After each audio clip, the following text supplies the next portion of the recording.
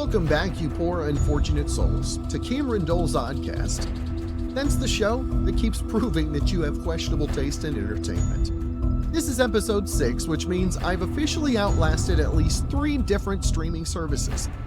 Now, if this is your first time here, first of all, why? Second, you're in for something dark, something weird, something probably mildly concerning. And if you're a returning listener, well, bless your heart. You really must love the chaos. Remember, if you're enjoying the show, or even if you just had a morbid curiosity about how long I can keep this going, make sure to subscribe on whatever podcast app is ruining your attention span the most. And if you want to see this madness unfold, head over to the YouTube channel, where I post video episodes and other assorted nonsense.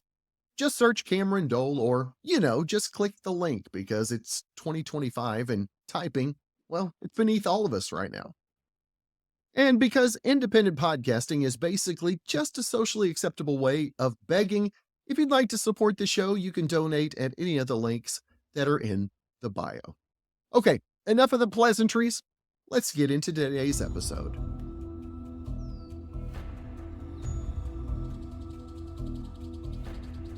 So picture this. We're taking a scenic flight over the majestic, icy wilderness of Alaska. Because nothing screams family bonding like strapping your children into a glorified soda can with wings and hurling yourselves into the meteorological blender that is Tustumena Lake.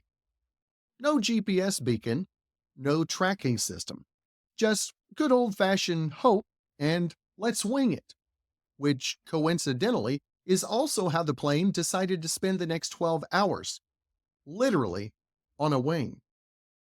The aircraft, a Piper PA-12 supercruiser, which sounds way more competent than it actually was, plummeted into a lake. It was so cold that it makes your ex's heart seem like a tropical breeze.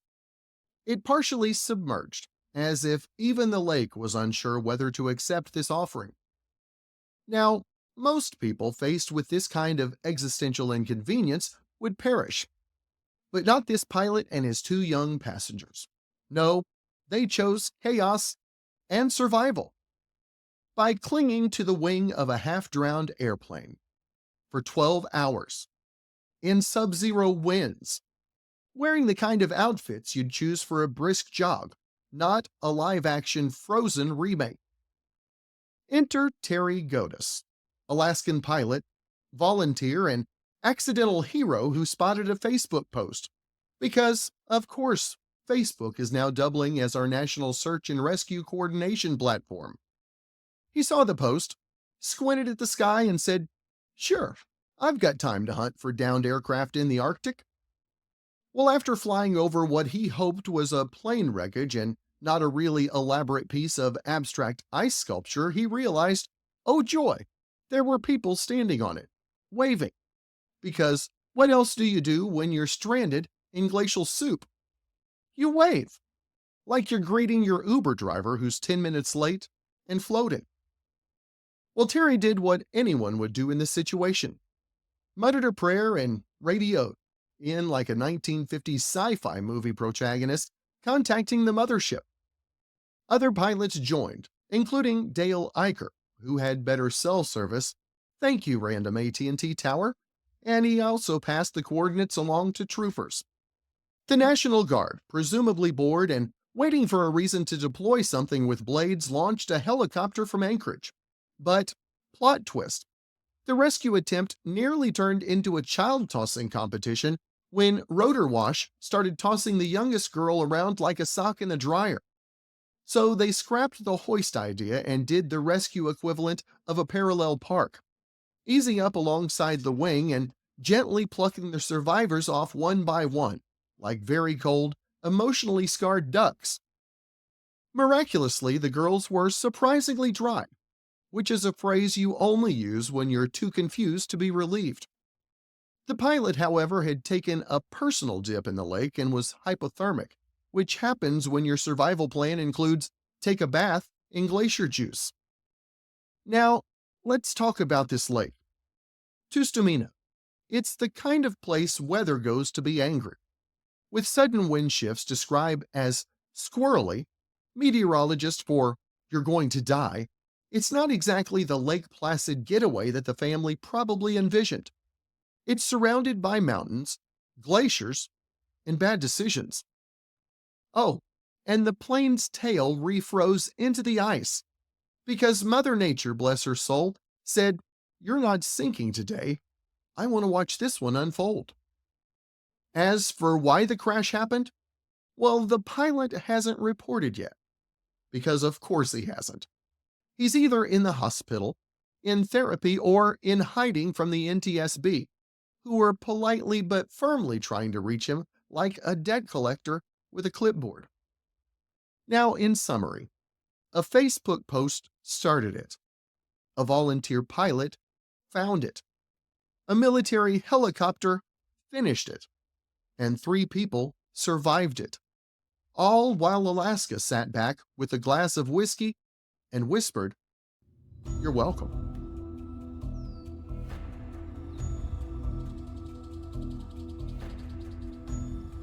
March 24th, a day that will go down in history, assuming that we've run out of other things to document. David Rush, a man who's made breaking obscure Guinness World Records his entire personality because hobbies like resting or not destroying things apparently just don't cut it anymore. Well, he just added another title to his resume. Man who threw basketballs behind his back so hard, he accidentally vandalized the Guinness office. You see, while visiting the Guinness World Records headquarters in London, a place where dreams apparently go to be laminated and filed, well, Rush decided it was the perfect time to attempt the record for most behind-the-back basketball passes off a wall in 30 seconds. That's right, not shots, not points, just passing it at a wall. Because nothing screams athletic prowess like violently flinging a basketball behind you at drywall like you're mad at architecture. And since this is the Guinness headquarters, you'd think maybe, just maybe, they'd have a designated record-breaking wall. But no. Rush used the only available wall, the one with the official Guinness World Records logo on it. Yes, that wall, the sacred sigil, the very brand itself. Now, naturally, because gravity and consequences still exist, the logo promptly began disassembling itself mid-record, and as if it was even the wall was saying, absolutely not. Now first, the star peels off, Rush wrote, no doubt surprised that a wall, when repeatedly assaulted with a basketball, might retaliate. Then pieces of the wooden logo start clattering to the floor. It sounded like a mini demolition zone. Mini demolition zone. What a charming way to describe vandalizing your host's property in the name of content. But don't worry, he got the record. 38 behind-the-back wall passes in 30 seconds, obliterating the previous record of 25, which existed for reasons that are best left unexplored. The Guinness team, proving they're either endlessly gracious or too emotionally numb to react anymore, dubbed him the LeBron James of record breaking, which is adorable because LeBron breaks century-defining sports milestones, David breaks signage. But to be fair, Rush did reflect on the irony. LeBron broke the NBA all-time scoring record. I broke a basketball record of my own, he wrote, proudly unaware that one of those records required decades of physical excellence and the other required 30 seconds, a hallway, and no adult supervision. So the recap. David Rush travels across the Atlantic, uses the literal logo wall of Guinness headquarters as target practice. He dismantles their branding with basketballs and calls it a win. He's even rewarded with a title comparing him to a generational athlete. And he leaves with another certificate, zero shame, and a room full of broken signage and broken dreams. Meanwhile, the rest of us are just sitting here wondering, what's the Guinness record for most eyeballs rolled at one man in under a minute? Because I think we're about to beat it.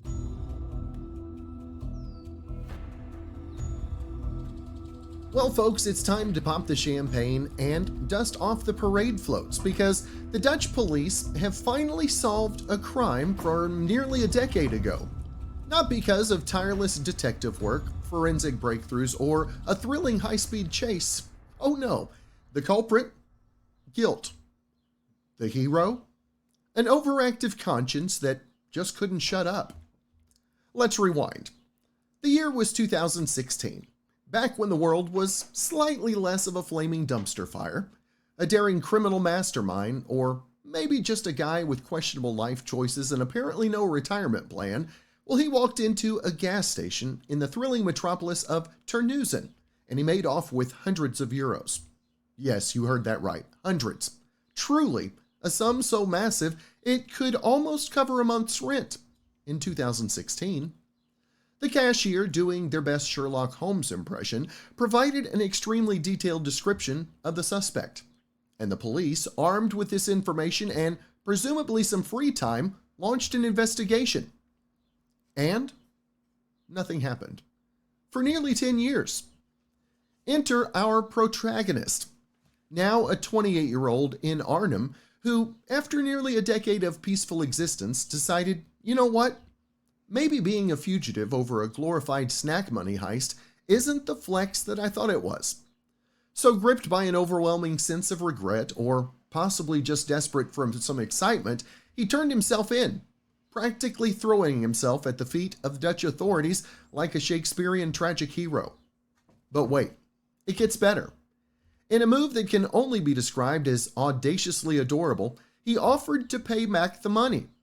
Because, you know, inflation totally hasn't made that amount completely irrelevant by now. The police, surely stunned that their cold case solved itself, are now carefully deliberating how to proceed. Do they punish him? Offer him a medal for his commitment to delay justice? Maybe sentence him to an evening of mild disappointment. Either way, let this be a lesson. Crime doesn't pay. But insomnia? That'll get you every time.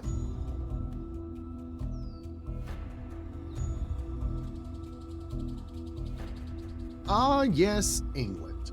Cradle of literature, home of decorum, and now the stage for what can only be described as a hate crime against kindness itself. Because on the cold, sober night of March 2nd, well, sober for everyone else, two proud members of the Royal Air Force decided to engage in the noble military tradition of drunkenly drop-kicking a bronze bear. That's right, two 22-year-old engineers, a term I'm using very loosely here, Daniel Heath and William Lawrence, took it upon themselves to physically assault a statue of Paddington Bear. And before you ask, there was no protest. No, they weren't radicalized by marmalade. They were just drunk and dumb. The incident occurred in Newbury, a lovely town best known as the birthplace of Paddington's creator, Michael Bond. You know, that guy who gave the world a thoughtful, polite, raincoat-wearing bear who believed in decency and sandwiches. Clearly, Heath and Lawrence saw that legacy and said, let's beat it with our boots. Caught on CCTV, the pair were seen yanking, kicking, and ultimately breaking Paddington in half, which, if you're keeping score, puts them one step below cartoon villains who tie damsels to railroad tracks. And like true criminal masterminds, they then hauled off half of Paddington away in a taxi, which is the kind of getaway plan that you'd expect from two men who genuinely thought that this night would end without charges. The statue, by the way, was one of 23 placed across England to celebrate the release of Paddington in Peru. It featured the bear gazing lovingly at the sky while holding a marmalade sandwich, a silent symbol of gentle reflection and emotional availability. Naturally, these two looked at it and thought, yeah, that's who we're fighting tonight. In court, Judge Sam Goosey, who deserves hazard pay and possibly a stiff drink, told them they were the antithesis of everything Paddington stands for, which is the judicial version of saying, you or why we can't have nice things. Let's not forget, the label on Paddington's coat literally says, "Please look after this bear." And these two read that and went, "Challenge accepted." They were charged with criminal damage, a term that feels tragically insufficient when you've just maimed Britain's most emotionally intelligent bear. They were fined £2,725 each, or approximately one emotionally scarring lesson in the price of idiocy, and sentenced to community service. Now, hopefully, somewhere with no access to art, bronze, or feelings. And what about their employer? The Royal Air Force, ladies and gentlemen, an institution presumably built on honor and precision, issued a statement saying disciplinary action may be considered but won't be disclosed publicly, because nothing restores public confidence quite like vague bureaucratic shrugging. Now, meanwhile, the statue is being repaired because Paddington, unlike these two, is resilient, well-loved, and made of materials stronger than their impulse control.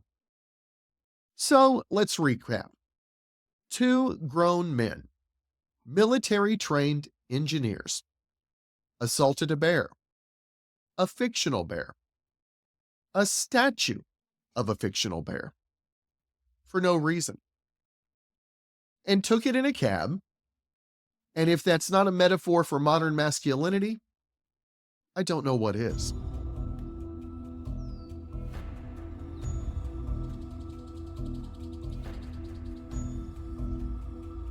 People love a good missing person case.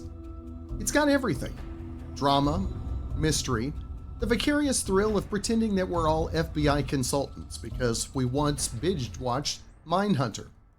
And let's be honest, we all want an excuse to ignore our real problems by hyperfixating on someone else's tragic disappearance. But every so often, a story comes along that says, "You think you've seen strange? Buckle up." Welcome to the Peter Bergman case, where a man didn't just go missing, he erased himself with such meticulous precision it made Google Maps feel insecure. So, June 2009, Sligo, Ireland. A man checks into a hotel under the name Peter Bergman. Not his real name, obviously, just a placeholder for "don't worry about it." He pays in cash, carries a bag that looks like it's been through 5 Cold Wars, and gives a fake Austrian address that sounds like someone mashed a keyboard mid-cough.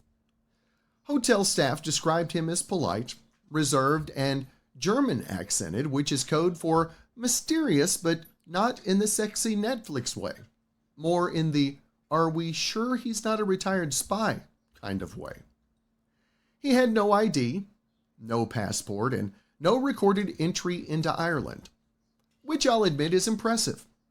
Most of us can't even sneak snacks into a movie theater without getting caught.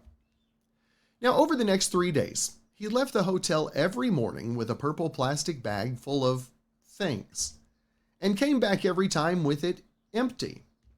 Authorities never found out what was in the bags because he only disposed of them in CCTV blind spots, which raises a very important question. How did he know where the blind spots were? And more importantly, why does a random beach town hotel guest move like he's on a timed espionage speed run?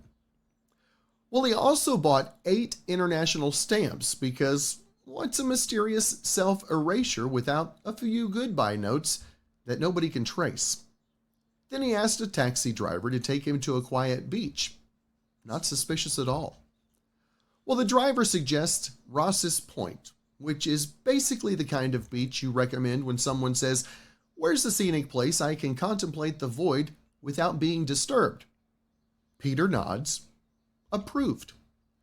Well, on June 15th, he checks out of the hotel, new bags, no ID, still pretending that rules don't apply to him. He has a coffee, eats a sandwich, scribbles something on paper like a man who's about to deliver a manifesto, then tears it up and throws it away because closure is for the weak. Well, later that night, he returns to Ross's Point Beach, fully clothed, shoes in hand, staring at the horizon like a man waiting for the earth to blink first. And then he's dead. Found the next morning in his underwear and t-shirt, clothes folded neatly nearby, like he was trying to be considerate in his final act. Here you go, death. I won't even make a mess. Autopsy time. Well, it turns out that he had prostate cancer, bone tumors, heart disease, and not a single trace of medication in his system. That's right. He was in physical agony and chose to raw dog mortality, because apparently suffering wasn't just a side effect, it was part of the aesthetic. No signs of drowning, no signs of struggle, just a heart that gave up before he even touched the water. And honestly, same.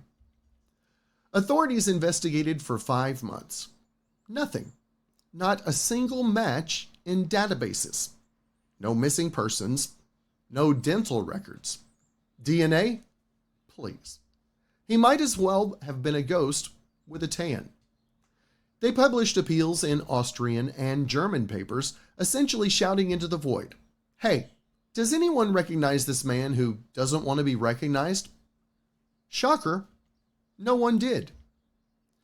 16 years later, Peter Bergman, or whatever his real name was, remains the patron saint of vanishing. A man who ghosted life so hard, even death was like, wow, respect. And here's the twist of the knife. We'll probably never know who he was. No digital footprint, no family, no legacy, just a series of deliberate choices made by someone who knew how to slip between the cracks of a hyper-connected world and disappear without leaving a whisper behind. So next time you forget your wallet or accidentally like your ex's vacation photo from 2017, just remember, Peter Bergman didn't make mistakes. He made plans.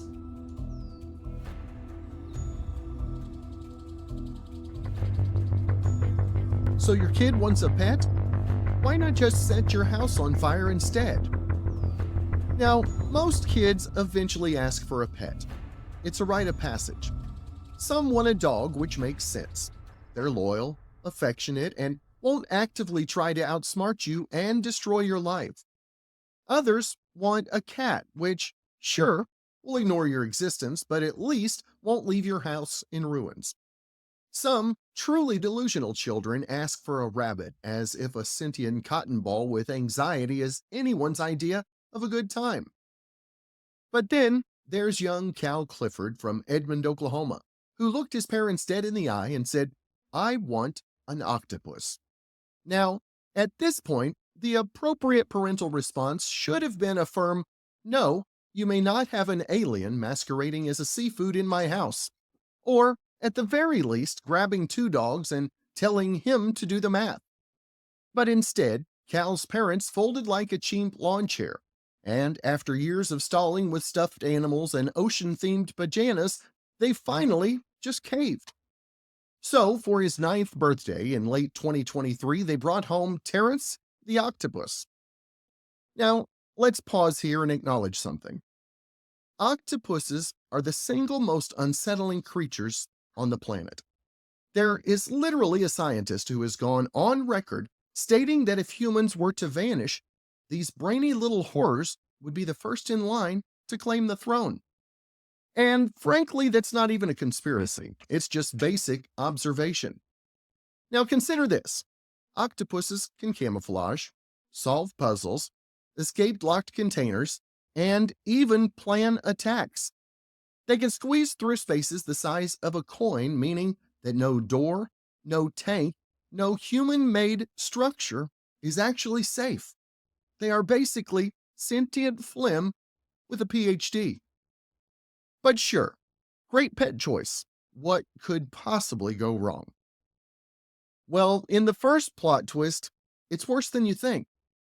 For a while, things seemed fine.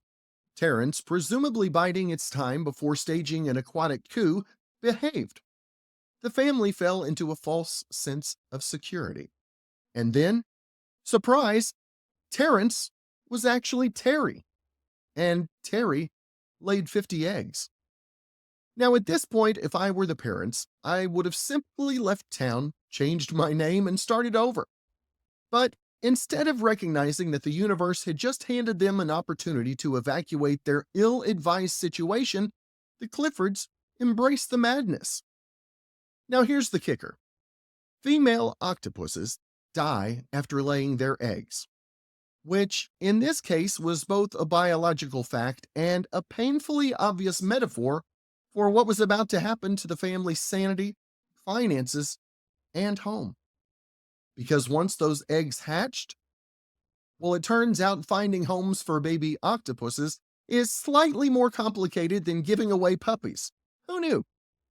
Now, desperately trying to accommodate their ever-growing cephalopod nightmare, the Cliffords attempted to set up additional aquariums. They went about as well as you'd expect. Their home suffered extensive water damage, electrical fires, and, presumably, a general sense of despair. At one point, Dad was so done with life that he bluntly told USA Today, "Do not get a pet octopus unless you're ready to lose sleep and your kid's college fund simultaneously," which is a refreshingly honest way of saying, "I am living in my own personal horror movie. Please send help." Well, Terry, as expected, did not live to see the disaster she had unleashed upon her human captors. She passed away in April of 2024, leaving behind 50 tiny, highly intelligent burdens. And instead of taking this as a sign to never make a decision again, the family chose to continue raising them. Because at this point, why not double down? Well, their ongoing descent into financial and emotional ruin can be followed on their TikTok account, where they document the experience of raising an army of mini sea demons in a house that was not designed to double as an aquarium. And if there's a moral to this story, it's this: if your child ever asks for a pet octopus, just buy them a stuffed animal and tell them it's allergic to water. Or better yet, just get them a dog. Or, some therapy.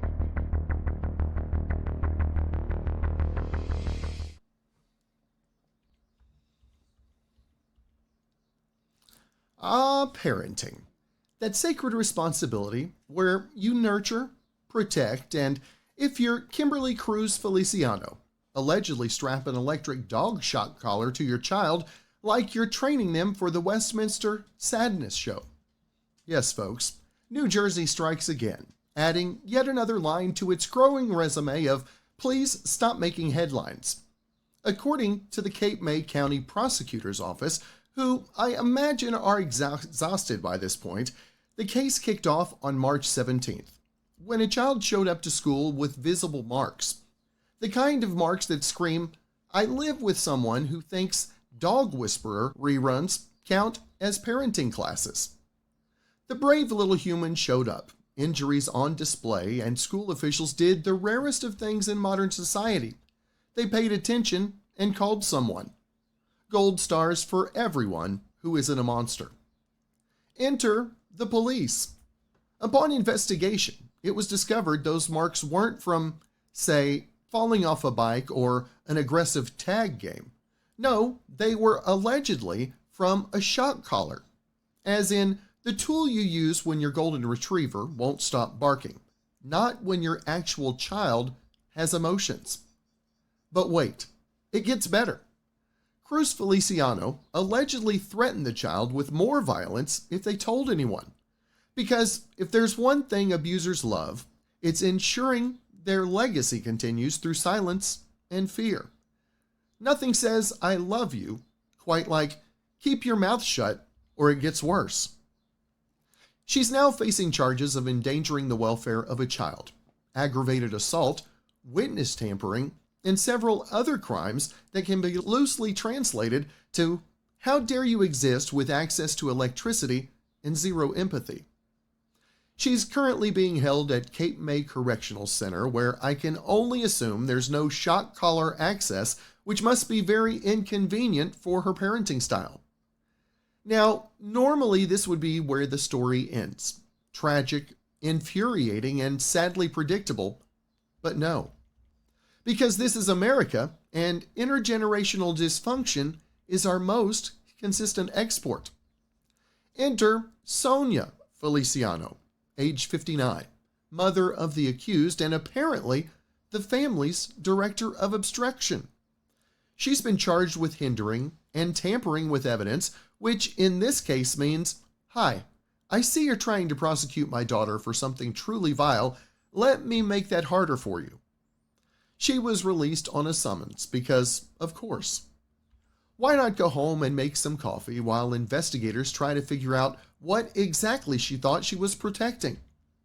In a statement, prosecutor Jeffrey H. Sutherland said they take these cases with the utmost seriousness, which is great because it's hard to know how else to process mom uses dog shock collar on child other than with total existential horror and a side of litigation. Now, to sum it up, a child got abused.